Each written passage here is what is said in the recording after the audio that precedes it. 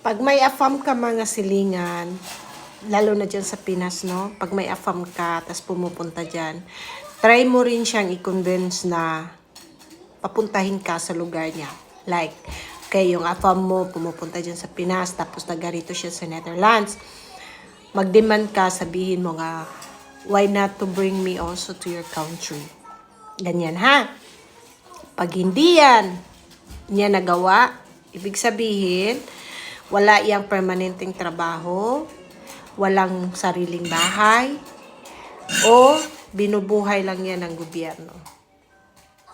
Yes, mga silingan. Kaya, kayong mga Pilipina na nandyan sa Pilipinas, na pinupuntahan ng AFAM, huwag kayong mahiya na mag-demand. Kasi alam nyo, ang mga AFAM kaya pumupunta sa Asia, at gusto nila dyan sa Asia kasi they cannot afford the life here sa lugar nila. Unless sa mga pension, ha?